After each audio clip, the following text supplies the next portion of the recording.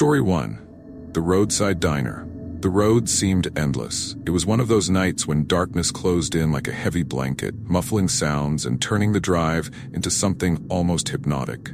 Charles drove in silence, his eyes focused on the headlights illuminating the straight, unending line ahead.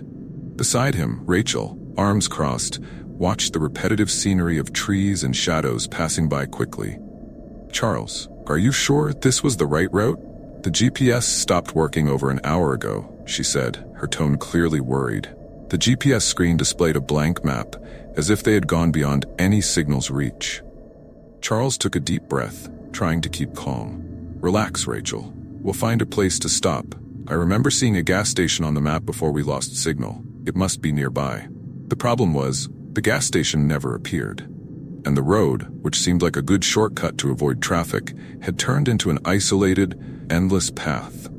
Rachel kept looking out the window, trying to spot something that might break the monotony of the asphalt and trees. Then they saw the light. A neon sign flickered in the distance, reflecting its red and blue glow in the darkness. As they got closer, they could make out the faded words, "Crossroads Diner, open 24 hours." The light blinked intermittently, but nearby there was a parking lot and the silhouette of a simple building with an old facade. "Look, over there." "Let's stop, please. I'm starving and thirsty," Rachel urged as Charles drove into the parking lot. The place seemed like a miracle, a chance to rest and find some comfort before continuing their journey. The parking lot was nearly empty, except for two old cars parked further back, covered in dust and dry leaves, as if they had been there for a long time. Charles and Rachel got out of the car, and a cold wind blew through the night, bringing with it a strange smell, a mix of dampness and something else, something they couldn't quite identify. "Let's just eat quickly and get back on the road, okay?" Charles said, trying to keep his voice steady. Rachel nodded, looking at the diner's facade. There was something unsettling about those windows covered with heavy curtains, but hunger and exhaustion spoke louder. The door creaked loudly when Charles pushed it open, and they stepped inside. The place was small and simple, with dark wooden tables and old chairs, as if it hadn't changed since the 1970s. In the back, a jukebox stood still, covered in dust, and the lights hung from the ceiling, emitting a dim yellow glow that cast dark shadows in the corners. Behind the counter, a tall, thin man greeted them with a wide smile. He wore a slightly wrinkled white uniform, and his eyes seemed to shine more than usual in the dim light. "Welcome to the Crossroads Diner. Sit wherever you'd like, and I'll bring you menus." Charles and Rachel chose a table near the window. As they sat, Rachel looked outside, but all she could see was her own reflection, as if the dark glass wouldn't let the light escape the diner. The waiter returned quickly, handing them leather menus with faded gold lettering. Rachel opened hers and felt a sense of unease. There was something strange about the list of dishes, which seemed to have been edited by hand, with corrections made in red ink. Special soup, house-style steak, homemade meat pie. Everything had an old-fashioned touch, as if the menu hadn't been updated in years. Charles ordered the steak, while Rachel opted for a coffee and a slice of apple pie. The waiter took their order with precision and disappeared through the door to the kitchen, which creaked as it closed. They sat in silence, listening to the hum of the jukebox and the distant sound of water dripping somewhere in the diner. "Don't you think there's something weird about this place?" Rachel whispered, nervously fiddling with her napkin. "The lights, the cars outside, I don't know, it feels like time's frozen here." Charles shook his head, trying to reassure her. "Don't overthink it, Rachel. We'll eat, hit the road, and forget about this place." Shortly after, the waiter returned bringing their dishes. Charles's steak was covered in a dark, thick sauce, and Rachel's pie looked appetizing enough, but it gave off a strange smell, like a metallic scent mixed with the sweet aroma of apples. Rachel tried to hide her discomfort and took a bite. The first taste brought a strong, nauseating flavor, a bitterness that hid beneath the sweetness. She tried not to show how much it disturbed her, while Charles chewed his steak with a confused expression. "What's in this sauce?" he asked, frowning as he looked at the waiter.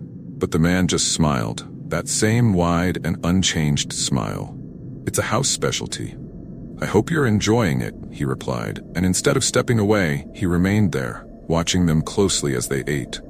Charles and Rachel exchanged nervous glances, and Rachel decided she wouldn't eat anymore. Charles cleared his throat and stood up, trying to stay calm. "I think we're ready to pay the bill now." But the waiter didn't move. His eyes seemed to glow even more in the dim light, and his smile faded, replaced by a cold expression. "But you haven't finished eating yet." Charles took a step back, holding Rachel's hand. "Actually, we're leaving. Can we settle the bill now?" The waiter didn't respond immediately. He glanced toward the back of the diner, where the two other patrons they had noticed earlier now seemed to have their attention fixed on them. The man in the hat slowly lifted his head, revealing a gaunt, tired face, while the woman with long hair swayed her head from side to side, as if following a tune only she could hear.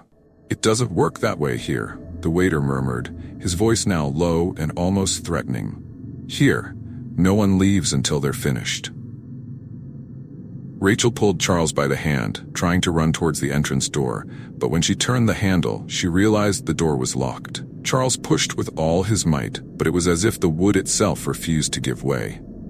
"Open this door now," he shouted, turning to the waiter, who now held a small key in one of his hands. He took a step forward, followed by the other two patrons, who approached slowly, like predators stalking their prey. Rachel began to back away, her hands trembling, while Charles searched for another way out. But the windows wouldn't budge, as if they were made of something much stronger than ordinary glass. "Rachel, head to the kitchen. See if there's a way out there."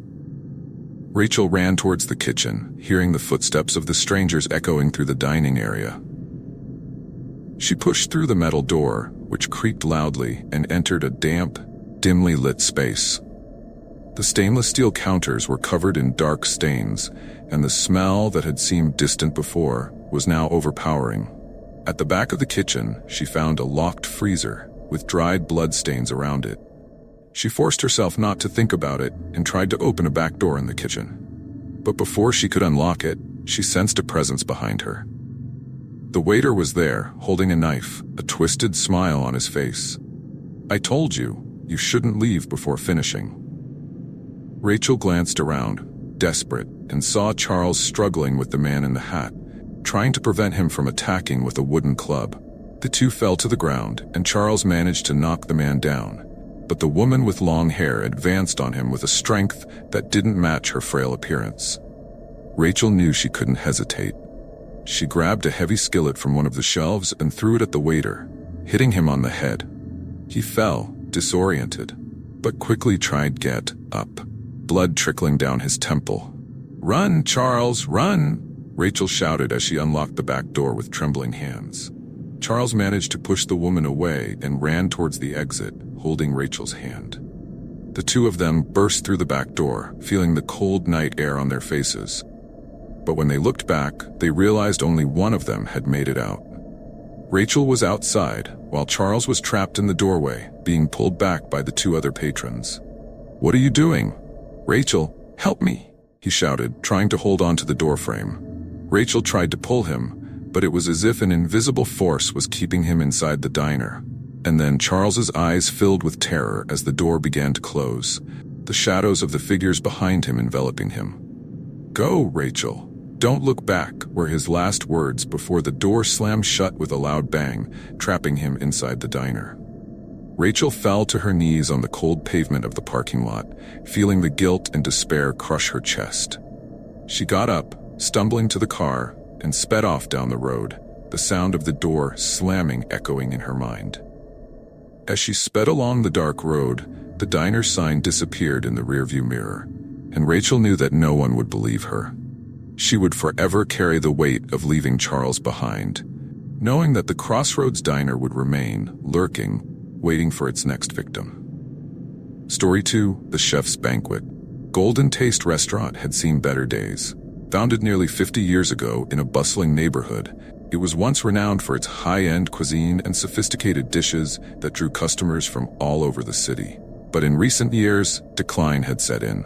The clientele dwindled, and the few who still frequented the place seemed to be the most reserved, arriving discreetly and leaving even more quietly. When Eric received the job offer to revitalize the restaurant, he saw it as a golden opportunity. He was a young chef, eager to make a name for himself among the culinary elite, and he believed that with the right experience, he could turn that declining establishment into a new hotspot for gourmet dining. From the moment he set foot inside Golden Taste, he sensed something off about the atmosphere. The restaurant owner, Martin, was a man in his 50s with a tired expression and a voice that always sounded controlled. There was a strange glint in his eyes that Eric couldn't quite read, a mix of pride and something he interpreted as a hint of fear. "I'm glad you accepted the offer, Eric. Golden Taste was once a grand place, and I'm confident that with your talent, we can bring back its former glory," Martin said as he showed Eric around the kitchen. "But there are a few rules you need to follow. The first is that after 11 p.m., the kitchen must be closed. I don't want anyone messing around in here after hours." Eric found the restriction odd, but agreed to it. Martin explained it as a safety measure, mentioning accidents that had happened in the past. "Better not take any risks," he would repeat, always with that enigmatic smile. During his first days, Eric focused on getting to know the staff and exploring what the kitchen at Golden Taste had to offer. He noticed that the place stocked high-quality ingredients, but some items seemed to come from unusual sources. Certain meats and spices arrived without labels, packaged in plain plastic bags with delivery slips that didn't list the suppliers. "These are items I personally vouch for," Martin would say when Eric asked about them. "You just need to use them according to the instructions in the recipes I've left for the special dishes." Eric decided not to push the matter, even though it made him uneasy. He believed that over time, he would earn Martin's trust and be able to make changes. But as the days turned into weeks, the strange occurrences continued. Some deliveries arrived at odd hours, always when Eric had already left, and were stored directly in the walk-in freezer. One night, Eric was finishing up cleaning the kitchen when he saw one of the waiters, Daniel, rush in carrying a heavy box and heading straight for the freezer. He tried to approach, but Martin intercepted him, calling him to the office for a conversation. "You've been doing great work, Eric. Customers are coming back, and people are talking about Golden Taste again. But don't forget the rules. The kitchen must be treated like a sacred space," Martin said, using a more serious tone than he ever had before. Eric nodded, but his curiosity had already been piqued. That night, he decided he wouldn't leave the restaurant without finding out what was going on with those mysterious deliveries. He waited until Martin left and the staff finished their shifts. When he was finally alone, he used a set of keys he'd found in the office to unlock the walk-in freezer, which was always kept locked. As he opened the heavy metal door, a blast of cold air hit him, and he smelled something sweet and nauseating that made him take a step back. The yellow light in the freezer flickered, revealing shelves filled with packages wrapped in thick, opaque plastic.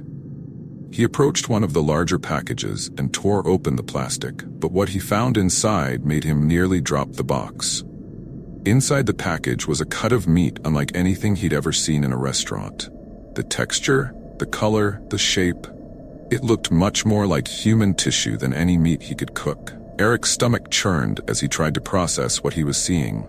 Then he heard the sound of the freezer door closing behind him, locking him inside. He spun around and saw Martin on the other side, holding the key, his expression cold and detached.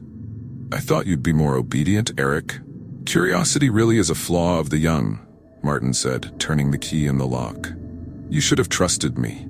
Our dishes are unique because they include a special ingredient, something our customers recognize, even if they don't know what it is." Eric pounded on the metal door, trying to force it open, but Martin just watched, unmoved. "These people who come here aren't innocent. They pay a lot for something rare. And you could have been a part of this. But now, I'm afraid you'll play a different role in this restaurant."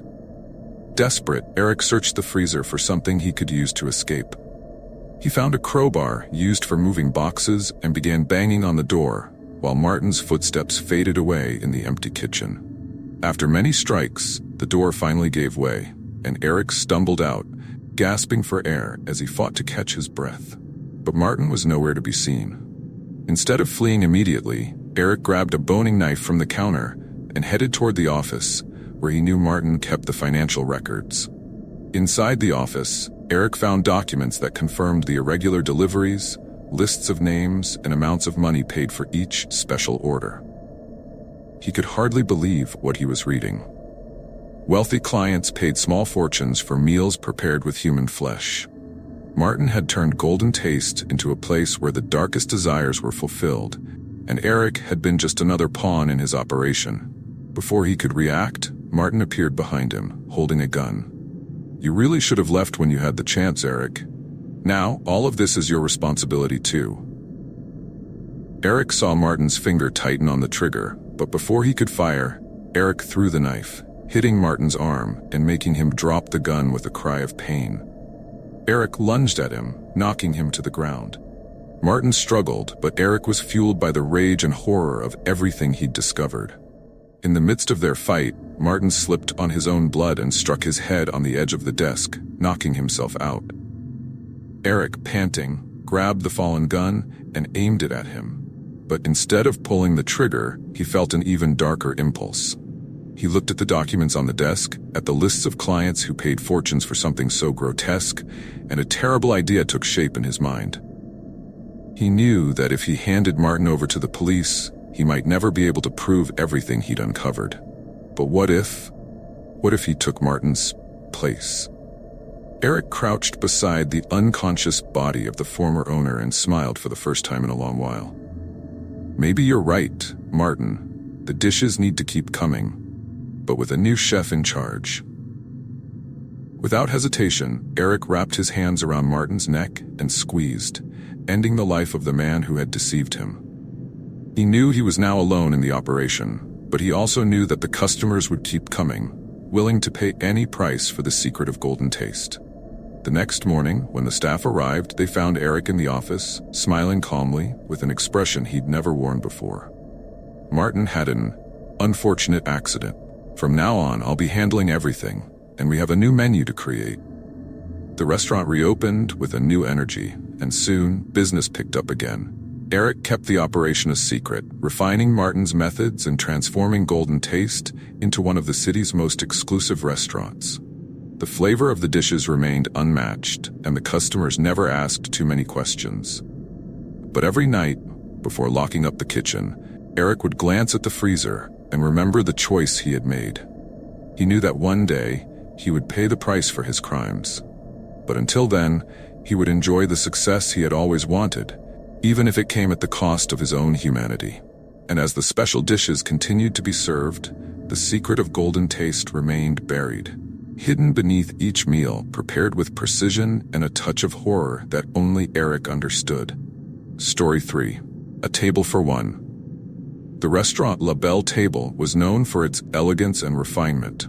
Located in an upscale part of the city, it was the kind of place that attracted the elite, looking for a unique dining experience. The dishes were works of art, prepared with exotic ingredients and paired with carefully selected wines. The atmosphere was sophisticated, with soft lighting and piano music playing in the background. And of course, discretion was a key part of the restaurant's charm. Thomas was the new waiter, hired to fill an urgent vacancy. He was excited. Working at such a prestigious restaurant could be the stepping stone he needed to advance his career.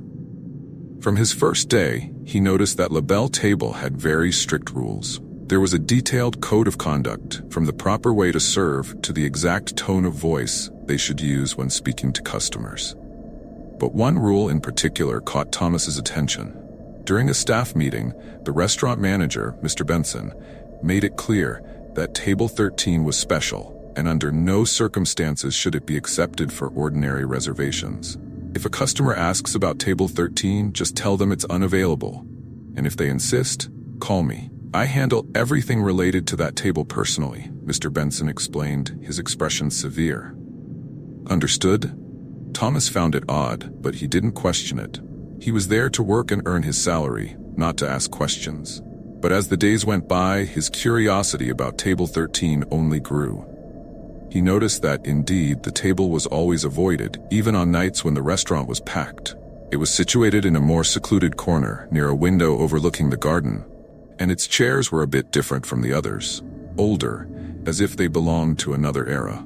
In his third week on the job, something different happened. A customer arrived alone, wearing a well-tailored suit and exuding an air of seriousness that demanded respect.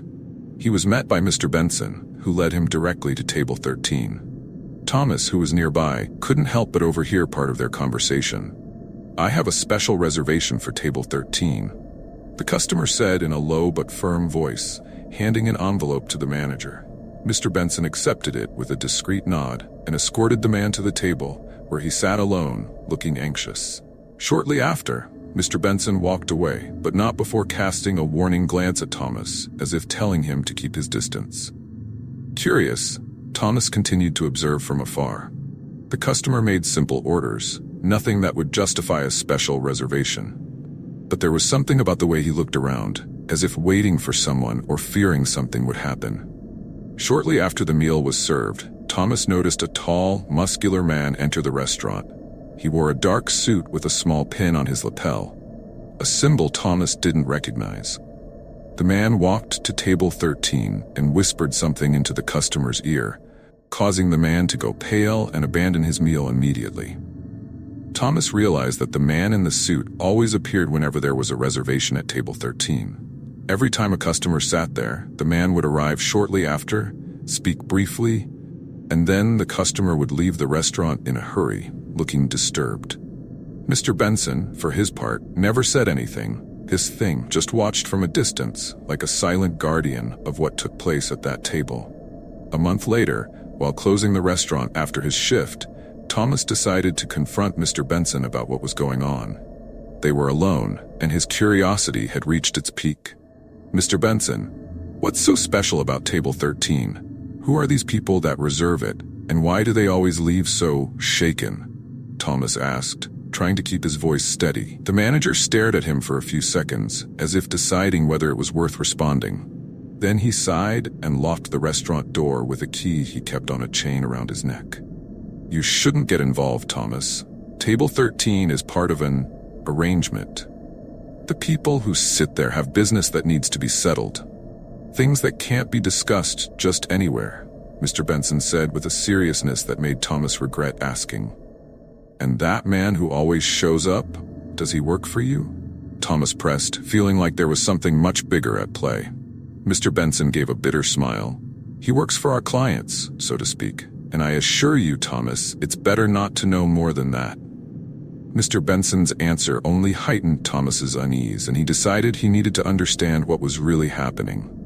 The following week, another reservation was made for table 13. This time, Thomas discreetly approached while Mr. Benson escorted the customer to the table, trying to catch any details of their conversation. He overheard the customer whisper, his voice trembling, "I brought what you asked for. Please, just leave me alone." Thomas saw Mr. Benson take a thick envelope from the customer and tuck it into his suit pocket, while the man in the dark suit, as usual, observed from a distance. When Mr. Benson walked away, Thomas decided to get closer. Pretending to clean a nearby table, he managed to hear part of the conversation between the customer and the man in the suit. "You know this isn't enough. There are more people involved. The debt is bigger than you think," said the man in the suit with a tone that held an implicit threat. "You know what happens to those who don't pay." Thomas felt a shiver run down his spine. It was clear that table 13 was used for something sinister, a blackmail scheme involving money, threats, and possibly worse. But before he could back away, the man in the suit noticed him and turned in his direction, his gaze cold and penetrating. "You there? What are you doing so close to the table?" the man asked, his deep voice echoing through the nearly empty restaurant. Thomas tried to play it off, but his fearful expression gave him away. I was just cleaning the tables. I didn't hear anything, I swear." The man in the suit approached, but before he could say anything, Mr. Benson appeared, grabbing Thomas by the shoulder. "He didn't hear anything. I'll take care of this, don't worry." Mr. Benson dragged Thomas to the back of the restaurant and, without ceremony, shoved him against the wall. "I warned you not to get involved, Thomas. Now you've tangled yourself in something far beyond what you can understand, and I can't guarantee your safety anymore." "But what are they doing here, Mr. Benson? Who are these people?" Thomas insisted, trying to break free from the manager's grip. Mr. Benson hesitated for a moment, then let out a long sigh. "The clients of Table 13 are people with debts who have made dirty deals. The table is a meeting point to settle accounts. What you heard is just a part of something bigger. And if you keep asking questions, you'll end up like the others." Thomas knew he was in danger, but something inside him kept him from backing down. On his next shift, when another reservation was made for Table 13, he decided that night would be the one where he finally uncovered the truth. When the customer arrived and sat down, Thomas approached, holding a tray with a bottle of wine. But instead of serving the wine, Thomas placed the tray on the table and looked directly into the customer's eyes, ignoring the warning looks from Mr. Benson and the man in the suit. "You're in danger. They're going to hurt you if you don't pay. I can help you get out of here, but you have to trust me," Thomas whispered, trying to keep his composure. The customer paled, but before he could respond, the man in the suit approached and grabbed Thomas by the shoulder, dragging him away. Mr. Benson tried to intervene, but it was too late. Thomas was taken outside the restaurant, where the two men confronted him in the alley behind the building. "You made a mistake by getting involved in the affairs of Table 13, Thomas," said the man in the suit, drawing a gun that gleamed under the faint streetlight. "Now, you're next to sit at that table." Thomas tried to break free, but before he could react, the man struck him on the head, and everything went dark. When he regained consciousness, Thomas found himself sitting at Table 13, his hands tied beneath the table, with Mr. Benson in front of him, his face somber. "I warned you not to get involved, Thomas," Mr. Benson said, his voice slightly shaky but firm. Around Table 13, the atmosphere seemed to shift. The restaurant's once soft lighting now felt like a cold blade, cutting through the heavy air pressing down on his shoulders. Thomas looked around, trying to make sense of the situation. The restaurant, once a place of refinement and luxury, now felt more like the setting of a nightmare. The other customers had vanished, and the door was locked. He realized he was alone, at the mercy of Mr. Benson and the man in the suit. A sense of panic flooded him, and he struggled against the restraints, but his wrists were securely tied. "Why are you doing this? What do you gain from this, Benson?" "I just wanted to help that man, to help someone," Thomas pleaded, feeling the desperation tighten around his throat. Mr. Benson averted his eyes for a moment, as if guilt hit him for a second, but then he shook his head. "I don't have a choice, Thomas. These men, these clients, they pay for a second chance, but their debt goes beyond money, and now, you've put yourself in the middle of it." The man in the suit approached, dropping an envelope onto the table with a thud that made Thomas flinch. Inside were photos of different clients, each caught in moments of vulnerability. A bankrupt businessman, a disgraced politician, a socialite tarnished by scandal. The same people Thomas had seen leaving the restaurant hurriedly, always after a meeting at Table 13. "Those who sit here, Thomas, are settling their debts in a special way. They pay with information, secrets, and sometimes with sacrifices," the man in the suit said, his tone indifferent despite the gravity of his words. "But when someone interferes, well, we need a new way to balance the scales." Thomas felt a chill crawl up his spine. "So, you brought me here to silence me? To kill me?" He forced a bitter smile, trying to hide his fear. "All this just because I tried to help?" The man in the suit shrugged. "You wanted to know too much, and now you're part of the game. The problem, Thomas, is that the game needs balance. You heard what you shouldn't have, saw too much, and we can't let that information leave this restaurant." Thomas looked at Mr. Benson, searching for a trace of compassion, but the manager seemed more concerned with keeping the restaurant afloat than saving a life. "I'm sorry, Thomas, I really am. But the restaurant has to continue, and sometimes we have to make hard choices." "Hard choices? Is this about survival for you, Benson? Or is it about money? Is it about keeping the restaurant? Or about keeping yourself safe? Because it doesn't seem like you have a choice in anything here," Thomas shouted, trying to make the manager remember something human that might still exist within him. Mr. Benson hesitated, as if Thomas's words struck a nerve, but the cold stare from the man in the suit made him step back. He retreated, leaving Thomas to face the fate that had been decided for him. But Thomas wasn't ready to give up. As the man in the suit pulled up a chair to sit across from him, Thomas used the moment of distraction to reach for one of the knives he always kept in his apron pocket. In a desperate move, he slashed through the rope, binding his hands under the table, and lunged at the man. The knife tore through the side of the man's jacket, causing him to grunt in pain, but he managed to dodge the more serious blow. Thomas tried to run for the door, but Mr. Benson, who had seemed hesitant before, blocked his way. He held a gun with trembling hands, and Thomas realized the decision had already been made. "Don't do this, Benson. You know this won't end well for anyone. They won't spare you just because you did their dirty work," Thomas said, trying to buy time. Mr. Benson hesitated, but before he could make any decision, the man in the suit stood up, clutching his wounded side, and drew his own gun, pointing it at Thomas. "Enough talk. This is the end of the line." A gunshot echoed through the restaurant, but it wasn't from the man in the suit. Mr. Benson, eyes wide, had fired first, hitting the man squarely in the chest. The shot sent him staggering back, collapsing onto table 13 with a dull thud. Thomas didn't waste a second. He grabbed the gun from Mr. Benson's hands, gripping the manager by the collar. "Why did you do it, Benson?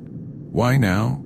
Mr. Benson, still shaking, looked down at the body of the fallen man, then back at Thomas.